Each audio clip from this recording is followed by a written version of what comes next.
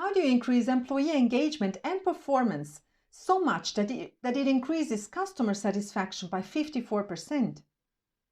And how do you reduce customer complaints by 29%? And how do you reduce a really high attrition ratio so that it becomes one of the lowest in the banking industry in China? I asked JungKiu Choi, who accomplished this and much more when he was head of consumer banking at Standard Chartered Bank in China. And at the time, Standard Chartered Bank in China had about 10,000 employees and 200 subsidiaries. Today, JungKiu Choi is partner and managing director at Boston Consulting Group in Singapore. And in this interview, JungKiu Choi will share some really astonishing stories about humble leadership and its impact, including how he and the management team served breakfast to employees in about 80 subsidiaries in China and even cleaned toilets. Yes, you heard that right. You will learn what humble leadership really means, and you will see the powerful, deep impact it has on people and business results. And you will also see that humble leadership is not for weak and insecure leaders who are worried about their status and power. On the contrary, humble leadership, successful humble leadership, is for strong, secure, conscious leaders who have a deep respect for people and who have a broader systemic and strategic perspective. I find that JungKiu Choi is a deeply inspiring leader, and I feel honored that he took the time to meet me and to share these experiences with all of us. And so I really hope that you're going to enjoy this interview. Welcome, JungKiu. It's really an honor for me to have you here. What did you find most challenging about working in China as a Korean? It is not because I'm a Korean, because I was an expat. So when I first arrived in China in 2011, before me, there were many consumer banking heads changing very frequently. So the trust between the employee and the boss was not high. The other issue is it's a large number of people, actually more than 10,000 people in the total employee in consumer banking. And because the previous expats are mainly Westerners, and with a short-term stay, they didn't build a strong bond between the boss and the employees. So when I arrived, there is a lot of doubts about me, how long this guy will stay. Will he be disappearing very soon, or will he build something together with us? So there is a lot of question mark and doubts. Yeah, I can imagine. What led you to do or to decide to take the approach that you then took? So it was not designed originally that way. So I was not a humble leader, let's be very honest. So when I first arrived, I need to find a way to build a bridge between me and my people. So typical approach of inviting leaders, head of products, head of segments to do PowerPoint presentation may not close the gap. So after considering quite a number of days and nights, I decided instead of going directly to the headquarters to get all this management committee meeting, I chose one of the branches which are not well performing to serve the breakfast to build that bridge for the first time. So you went there to serve breakfast? Did I hear Yes, that correctly? Okay. Yes, correct. So instead of doing the management committee meeting, I went to Chongqing Nanan branch at 7:30 a.m. The security guard didn't believe it's the boss. So I need to show my ID and explanation. And then I start to greet them one by one, explaining I am the new consumer banking head. So the people got reacting a little bit of shock. And at the first visits, they didn't say anything. They are very actually afraid of saying anything. And I ended up visiting 86 branches for breakfast and 14 others in afternoon tea because I could not find all the breakfast time zones. And after maybe, I would say 5 or 6 visits, they realized I didn't come to check anything. I didn't come to any audit. I didn't ask for any PowerPoints. Only question I asked was, how can I help you to make your business better and easier? So after those series of meetings, they start to speak up and I start to learn what is really going on in the front, what are the pain points of our employees, what are the bottlenecks in our processes. Mm-hmm. Wow. And what happened as a result of that? Actually, I learned a lot what is going on in the front. So there are a lot of small things we thought that is done is not actually done in the front. Mm-hmm. So, for example, our employees having very old-fashioned computers with very low memory. Okay. And the system was very, very unstable because memory was very, very small.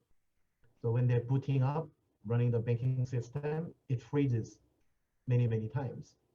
Mm-hmm. But adding one memory chip in China is very cheap. So if you multiply 10,000 people, it's not a big money.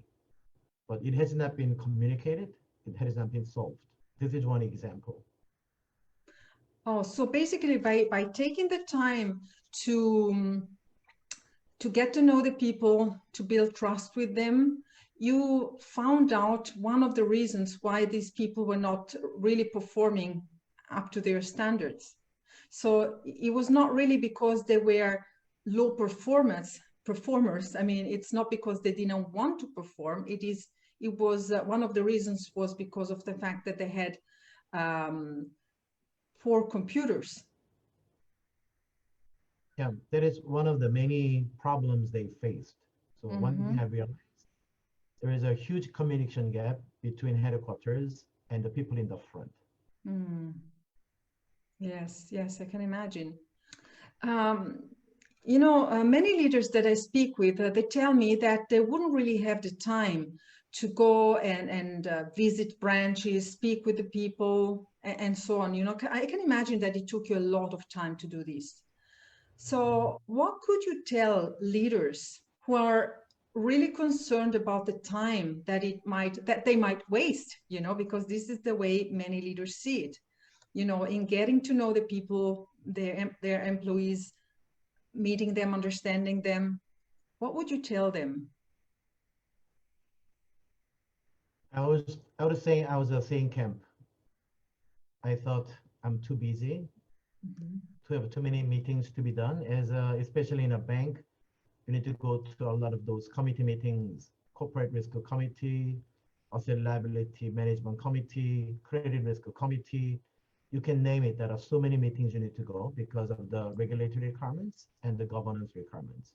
Actually, we are very, very busy from the early in the morning till the late in the evenings, back-to-back meetings and thousands of emails to concur.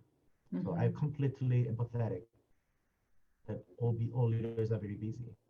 But I realized without having frontline people motivated, it'll be very difficult to deliver the performance we are wishing to deliver. Mm-hmm. And to get really motivated, we need to really understand the front line. What they are working for? Do they understand the clear vision and strategy? What are the bottlenecks? What are the challenges they face? When you talk vision and strategy in the PowerPoint, people in the front do not know what does that really mean to daily life. So I made a very simple 2-pager vision and strategy. And I explained that every branch I visit and then had a discussion with them. What does that mean to you everyday life? So they can start to translate the high level strategy into the reality of the daily life. And that actually clearly shifts the entire people to the right focus, to the right actions, to come up with the desired performance we are looking for. Mm-hmm. Yeah, I mean, this is really powerful. This is a very powerful example, and with very clear results. All of these had an Yeah. impact on your company, hadn't it, on the bank? Yes, correct. Can you share a bit about the results or the impact that it have, maybe even at financial level, on your bank? Yeah. So the key challenge we had at the time was the attrition ratio. The attrition ratio was very high. Mm-hmm. So we studied actually we are one of the worst attrition ratio among the international banks in China. So we really studied what does that mean? What are the root causes of this problem? Okay, sorry, can you just explain very briefly what attrition ratio means? Attrition ratio means how many people leave within a year. So if you recruit 100 people, Mm-hmm. if 20 people left within a year, then attrition ratio will be 20%. Mm-hmm. So we are Yeah. one of the highest attrition ratio bank among the international banks in China. Mm-hmm. When you have a high attrition, you have a lot of problems. When people come, it takes some time to accustom to the bank's new system, process, policy, and also know-how of sales. All those things takes time to get assimilated and accustomed to. When you have a very high attrition ratio, then it's very difficult because you need to keep recruiting people, keep retraining people. By the time become a little bit accustomed to be performing, they leave. Mm-hmm. There are many reasons behind. One of which was, yes, salary was not competitive. We need to fix that. Another thing we learned was employees do not care about the big boss. They do care about the immediate boss. Mm. So a lot of the branch managers were not highly respected by most of the employees. The other issue is they don't have any clear career vision. Okay, if I do this, if I deliver the performance, what is my next level in the career progression? They don't have any vision on that. Also, they didn't have any noble purpose, what I'm working for, why I'm doing this. So there are a lot of mixtures of those things. Okay, you can fix salary by increasing the salary. You can improve the immediate bosses by retraining them or changing them. Mm-hmm. But bring the noble purpose is not done by PowerPoint or what you say. They need to see it. Mm-hmm. Right. I'll just give you one example on this noble purpose side. Yes. So we have a very large number of salespeople in call center. They are outbound salespeople for bancassurance. So there are thousands of people calling customers to sell insurance products. So we did some interesting testing. We divided into subgroups. Group A, we provided them world-class machine learning analytics-based CRM system. So the system generates who to call, when to call, what to say, which product to offer. It's a fairly advanced system. So that's group A. Group B, we brought in 3 families per month who recently lost their father or the leading income generator of the family and who were fortunately covered by our bancassurance product. Mm-hmm. And those family, if they can fly in, they physically be there in the call center. It was in Tianjin. If they cannot, we took the videos and showed the videos in the call center people. Then they realized the people in the group B, they know why they need to sell the products. Because if you don't have the insurance, when the leading income generator get accidents or get to the death, they are suddenly in trouble. Yeah. So my question back to you, Myriam, is which team will perform better, Team A or Team B in your view? Yeah, that's a great question, I mean, I can totally imagine Team B. Yeah, that's actually factually proven. Yeah. Because Team B, when they call customer, they are not hurrying to selling the product. They have a mission, protect the family. So the way they talk, the way they engage is in a completely different level because they are motivated to protect the people out there. So it's very interesting. Our sales agents, when the policies are sold, they don't say, thank you for buying my product. They start to say, from now on, the bank will protect your family. It's a very different mentality. Yeah, absolutely. I mean, this is something that really everyone should hear, especially nowadays where so many companies are relying on AI. And I mean, there are so many tools nowadays that we can use. But your example, that's a real example where you managed to create this noble purpose. You managed to create this emotional connection between your employees and your final customers. And this is so powerful. This really shifted everything. Wow. I can give you another example on the same noble purpose. So after we fixing salary, career vision, next next level of a leader, become a good boss, all those things are done, that we keep thinking, what can we make more on the noble purpose? And every culture in the world, family is important. So in each month, we have about 8 different sales jobs, like mortgage, credit card, personal loans, those kind of different product sales people. So each month we pick top 3 per family, so total of 24 people. And I sent personal note to each of those 24 people, handwritten. It's quite a lot of job actually, to writing in Chinese. Thank you for being top 3, blah, blah. And for the top 8, when it's a girl, I call the father. When it's a boy, I call the mother to say, dear father, thank you for sending us your amazing daughter.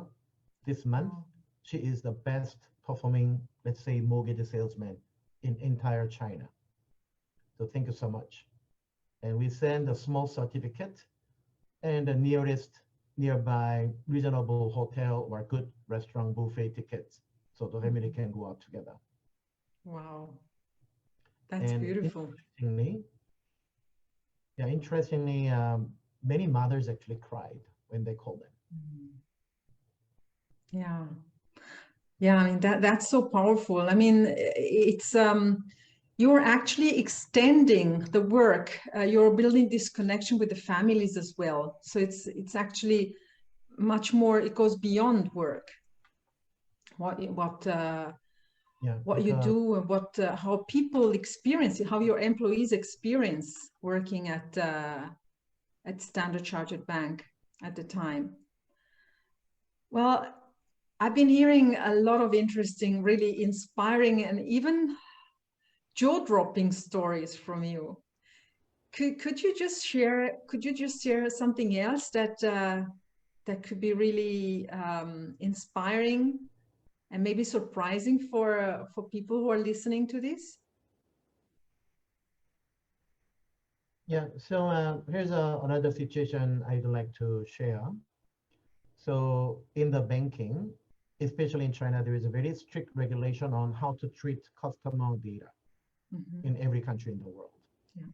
Each day ends, all the customer confidential data called personally identifiable information should be pulled out of the individual desk and should be stored in the regulatory requirements quality level of lockers, anti-fire, anti-earthquake, all those kind of stuff. But we got fines from regulator very often because our employees do not take out those files from their desk into that locker every day. So we did everything we can.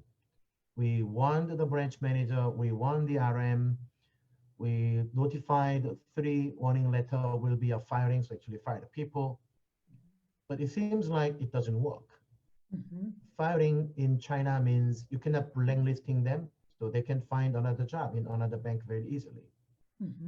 So my question to our colleague leaders, what would you do when every possible things you're doing does not work anymore? What would be your solution?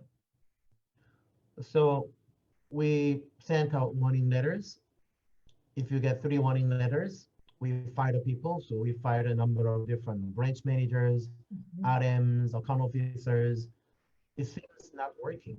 Nothing has been improved because when you get fired, you can find a job in another bank because you cannot blacklisting them. So it's not working. So my question to our colleague leaders, what would you do? Firing does not work at all. How do you stop these things? So we had a lot of discussions, debates with the head of compliance, head of risk, head of distribution, head of legal, brainstorming, no magic solution came out. After many days of thinking, we picked the worst branch.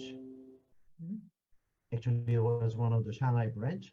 So we mobilized entire management committee team, about 15 people. We went to the branch. We literally cleaned the entire branch.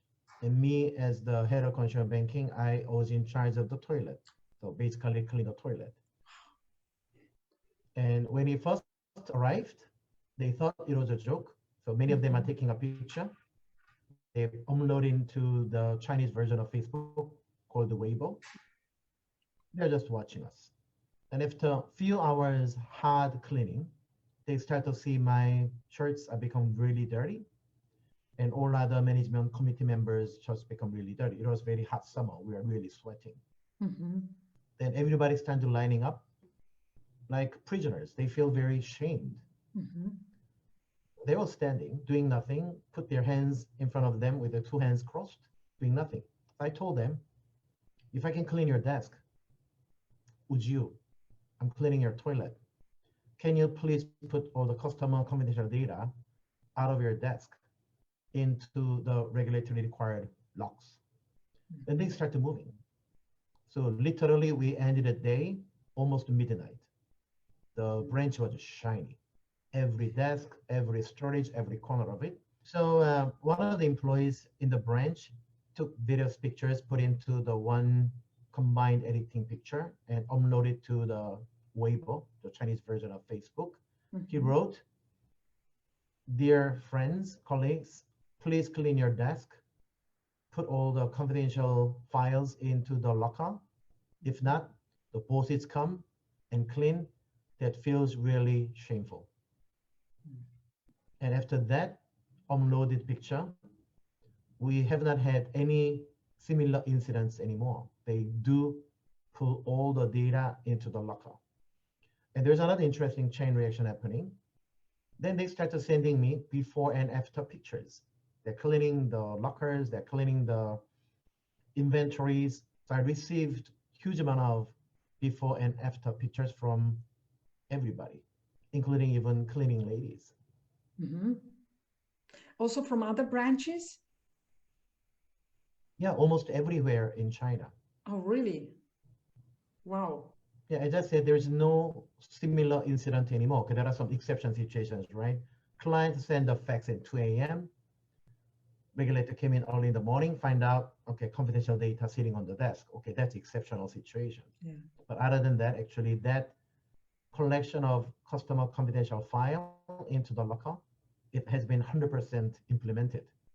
So I was not intended to be a humble leadership leader because we didn't have any other ways to solving it. That's why we squeezed our brain and ideas, and we found out doing these things actually the most effective of doing these things. That's very interesting learning I had.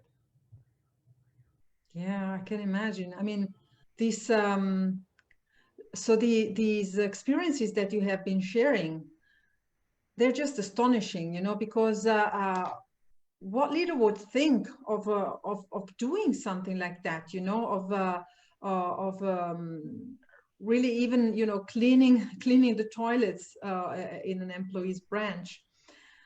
But the results that you have created, the impact that you have had, it's been not only at practical level, it's been also at emotional level. I can imagine you have really created a shift in the people, in the way probably also the people perceive themselves, and in the way they perceive you and they perceive top management. So I think this is really powerful. So you're saying that you were forced to you know you're not a humble leader, but you were forced to do it because there were no other options. And it's quite interesting, nowadays, considering all of the challenges, the crises all over the world, there are a lot of leaders who are actually resorting to a very strong top-down approach. It's a bit like we're going backward in terms of leadership. And it's like there is so much pressure, so much uncertainty, and so much fear that leaders are actually pushing people down even more and being even more, having this top-down approach. So what would be your recommendation, your advice in order to really handle this challenging situation nowadays? What would you advise? Miriam, I'm not in the position of advising the others, but only thing I can do is I'm sharing my own experiences. Yes, it was challenging, very high attrition ratio, not so highly performing situations. But after trying many things, yes, we tried to do KPI, performance pay, firings, promotions, all these tools, but that can push only that far. Mhm. Then after many trial and failure, we learned noble purpose is very, very important. People need to know why they are doing these things rather than what to do, how to do. Okay, that's minimum, but that's not enough. The other one I mentioned is leading by example. If they don't clean, you clean yourself. The other one I was mentioning is the emotional engagement. People need to be connected. I will share another story. Mhm. Because I wrote handwritten letters to those 24 leading members, interestingly, our employees start writing our handwritten letters to our customers. Not all of them, but the most premium customers. Mhm. So, but funny thing is, even though we provided the world-class CRM system, nobody put the data in, nobody really using the data. But when they start writing a letter, they start to pull out all the system. Oh, I didn't know this customer has been with our branch for less than 10 years. Oh, I didn't know this customer is regularly exchanging Chinese yuan to US dollar and sending some money to US. Seems like son or daughter is studying. So suddenly they start to realize it. I didn't know this is customer's birthday. Then naturally they started sending out for each year thousands of letters, handwritten letters. Mhm. And then the funny thing is, customers, when they receive the computer printed invitation letters and product promotions, they usually tear off because they receive it from so many different banks. Mhm. But even the cover was handwritten. They could not tear off, they open it, and they do react. We received letters back from the customers. Uh-huh. Now the bonding is very different. Yes. So we actually attracted quite a number of very rich customers, big sizable funds based on that reaction. Because in the end, yes, you need to have a reasonably competitive rates, reasonably good product. In the end, it's the emotional connection from our customers to the employee. And then one of the leading customers who are very, very rich people offered us, they want to do the philanthropic activity together. So actually she was in charge of helping a lot of those orphan schools. Mhm. So she started to bring those school students to the branches during the weekend to show how the bank is operating, how the money counting machine work, Mhm. what people do in bank, what do they buy, why the bank exists. And then these rich people actually wearing the animal cartoon series to deal with the children. So suddenly you are doing something meaningful things together with the customer. That is a very different level of bonding and emotional connections. So I didn't thought there would be the financial positive impact when I Mhm. was sending the letters to the people. Okay, I tried to motivate, but it ended up becoming, if I forced them to writing a letter, nobody would write a letter Right. because I'm sending them out regularly every month. They start to imitate. And it becomes growing and growing, and branch managers see the financial benefits, more motivation came in. It became a habit of all the frontline people. So that's very interesting to see. So again, to my colleague leaders, I'm not saying I know what to do. I'm just saying I tried many things. When it comes to really challenging situations, yes, we need to have those top-down clear direction, very good performance management system, good processes. But if you want to do plus alpha beyond this to encourage tens of thousands of people, deeply motivated, devoting themselves above and beyond their job, maybe we need to look for something more than that. That is noble purpose, emotional engagement, leading by example. That's my lessons learned. It may not work in every culture, I'm not so sure. But at least since then, it worked quite well, at least for me, in our regions of cultures. Mm-hmm. Yes. Well, thank you so much, JungKiu. This is so powerful. You're talking about actually creating a balance between top down. So there is a need for top down in the sense of clear processes, clear goals, clear visions. But on the other side, there is something that needs to balance this top down. It looks like there is this integration that is needed between the top-down approach and this more bottom-up approach, creating this emotional connection where you are actually emotionally pulling the employees towards you. So it's actually about bringing humanity into business, isn't it? Yeah, I agree. So yes, it's important to be balanced. It's all about humanity.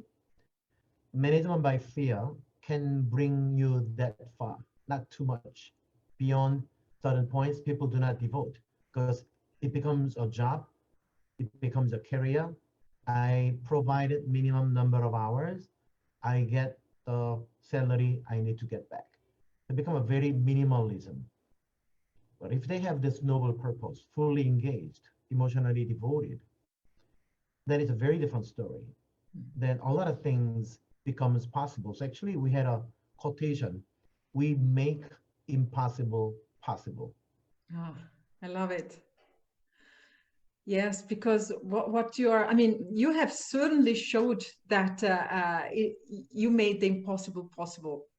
But also what I hear from you is the impact that all of this has been having on customers, but also on the families. I can imagine that your employees have been really found a new reason for going to work. I can imagine that they are feeling more motivated, maybe even more alive, you know, by finding a meaning in their work, in their daily work. And I can imagine that they have been bringing this home, this enthusiasm, this satisfaction, and so the impact that you have had on the people at work, I'm sure it has been really creating a positive impact and improving their lives also outside of work. You know, it also has a ripple effect, and that is so beautiful and so powerful. So let me share another story on the family side. Yes, yes, please. The typical year-end sales party is management committee members sits in the VIP seats, regular employees sits in the regular seats. Then the CEO or head of consumer can call out the best salesperson award. Then they clap. That's the typical year-end promotional events to motivate the salespeople. We actually changed entirely how to do it. Mm-hmm. So what we did was, out of all the best salespeople, we invited the top 10 people and their family Mm-hmm. in business class in five-star hotel. Wow. It's a money, but it's a manageable money. And then all the executive committee member went to the airport to personally pick them up one by one. Because there were Wow. 15 people, 10 you can pick them up. So they did 1 day Shanghai tour. The next day, the VIP seats are empty. The management committee sits on the regular tables, and each of those families are called. Here's a family A. The person is best sales award for the personal loan of the year. From Xi'an, invited, family coming in, everybody standing up, clapping, and they're sitting in the VIP seat. Wow. After their day tour in Shanghai. So it gives a very different ignites of the people. If I do a great job, I can bring my parents, my sisters, brothers into this spot to get awarded and respected.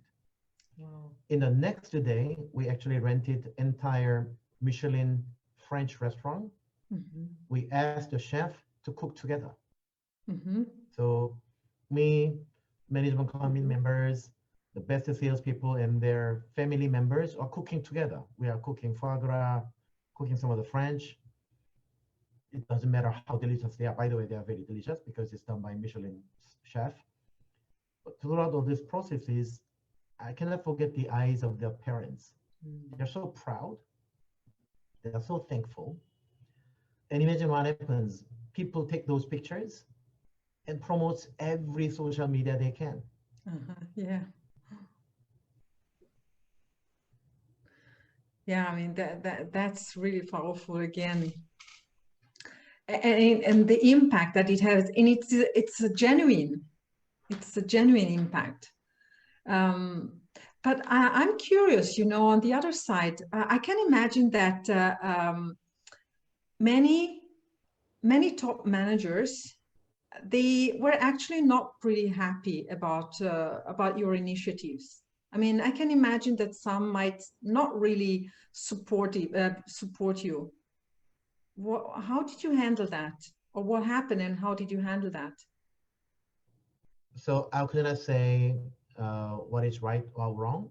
Each leader has his or her own style, so it should fit to own style. But my question is, when firing people doesn't work, it's a simple task. Pull the customer data into the locker. If firing does not work, what other means do you have? Actually, literally fired a lot of people. We send warning letters. We gave them demotions. We cut their salaries, cut down the bonuses. All these measures didn't work. That's why we start to scratch our head. How can we make this happen? So if all these threatening measures, all this reward versus penalty solutions, all this performance-driven management does not work, what would you do? That's where we come up with that solution. It's not just me, our management committee team. We brainstormed many days because it doesn't work. Then we realized, yes, we need to have a very clear strategy, very clear vision, very clear performance indicators, very clear award, reward, and penalties. These are all basics, but what you needed to do when you needed to push above and beyond the things you need to do, not working by those typical management tools. That's where we are forced to be a humble leader rather than our choice. So that is the only thing I can share with you, especially on the difficult situations. At the time, the China performance was on the big challenge because too many people are leaving and too many regulatory problems coming in. In China, there are 3 new regulations per day. Wow. You need to adapt. That everywhere is a firefighting. We are very busy firefighting because so many things going wrong every day. But then realize by empowering the front line, giving them a purpose, you can all 1,000 things every day, but by giving them a purpose, then they start to do self-management. That's the only solution we found. So again, I don't know the answer. So each one should find own style, own way of doing things. But if all your toolkits doesn't work, maybe humble leadership can be one of the tools you want to use by an additional toolkit you have in your toolbox. I mean, the examples that you have shared with us about humble leadership and about the fact that nothing else worked, and so you applied humble leadership. But what if leaders started applying humble leadership before all of us struggle, before struggling, before making so much pressure? Because I mean that requires a lot of energy, a lot of time. It really causes trust to be broken. It causes a lower, people to lose motivation. And what about starting applying humble leadership in the beginning, right from the beginning? Start, with what you were mentioning about connecting people with a deeper purpose, with a noble purpose, connecting with people at a more human level, really trying to understand what is going on with them, what do they need from us. I'm wondering, whether that would be possible as well. Yeah, I would say there are two components here. One is, I would say, hardware, and the other is the software. The hardware parts will be, you need to have a good strategy, where to compete, how to compete. You need to have a very well organized organizational structure. You need to have a good IT system, good processes, good performance system, talent system. All these things are more, I would say, hardwares. I mentioned about hardware, now mentioning about software. In the software, what we usually learned is the military system, the hierarchy system, the officer system. That's why we still call CEO as a chief executive officer. It's a military language. Yeah, that's true. So we learned how to impose things down. Yes, in an emergency situation, you may need to do that, okay? Building on the fire, experts coming in, give a very clear activity to be done. Shut up, listen to me, do this way. We need to do that. But if you want to do something more, not just quickly finishing managing emergencies, to continue outperform your competitors.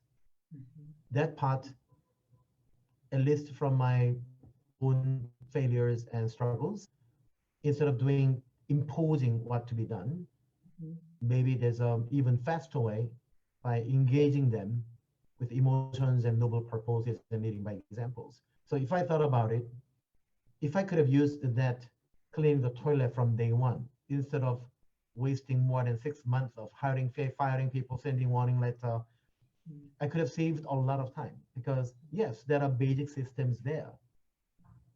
I'm not ignoring that, okay? You need to have a basic warning, basic zero tolerance policy, basic hiring, firing. If something is not done properly, if it is illegal, you need to fire people. I'm not ignoring that at all. But if I learned this earlier, I could have saved the 6 months.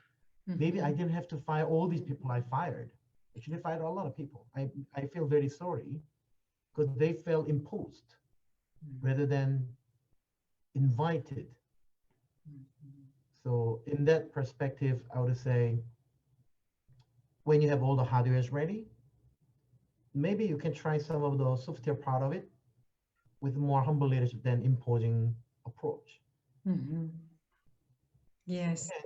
I'm not saying this works every country, every organization, every industry, but try out. If it works, then find your way to do it.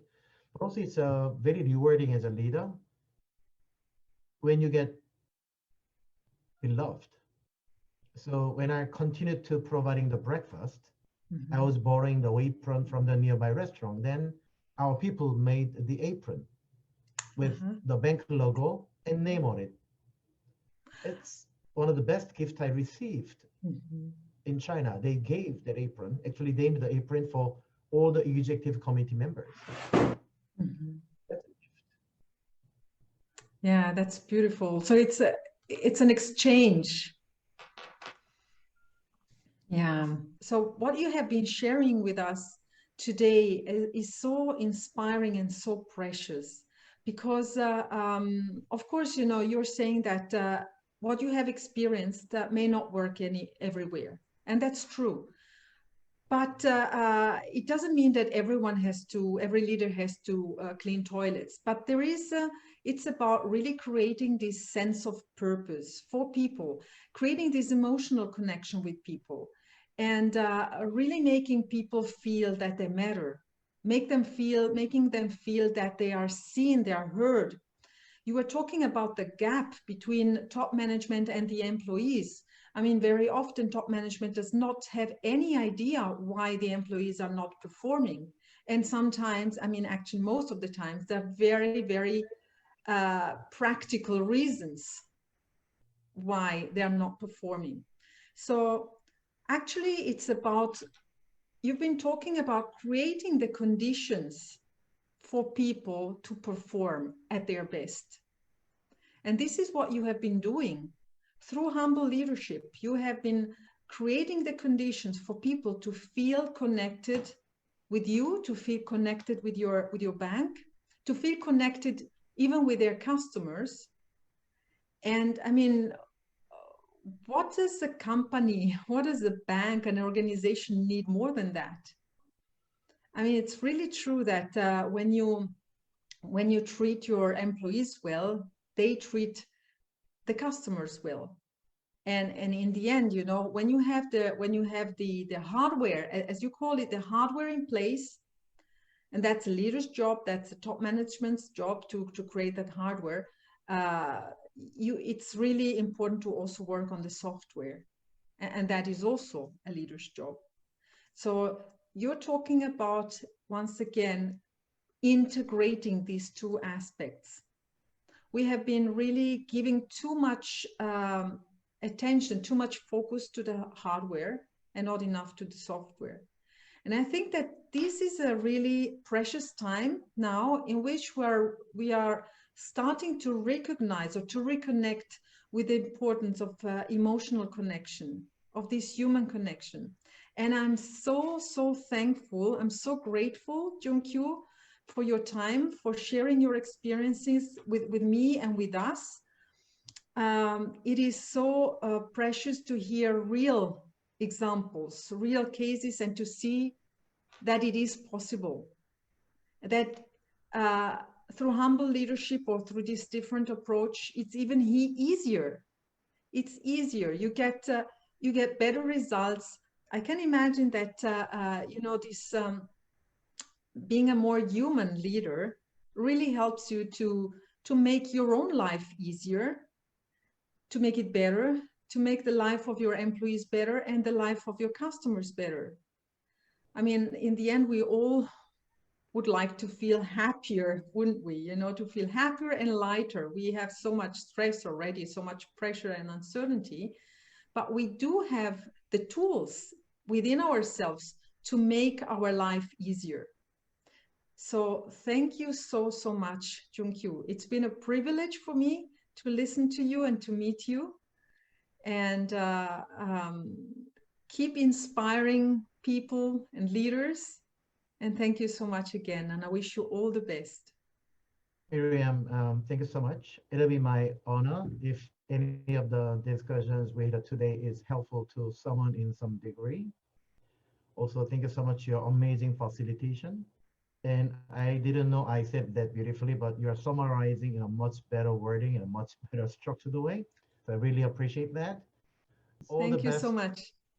All the Take best to you care. too. Bye bye. Yep. Take care. Bye.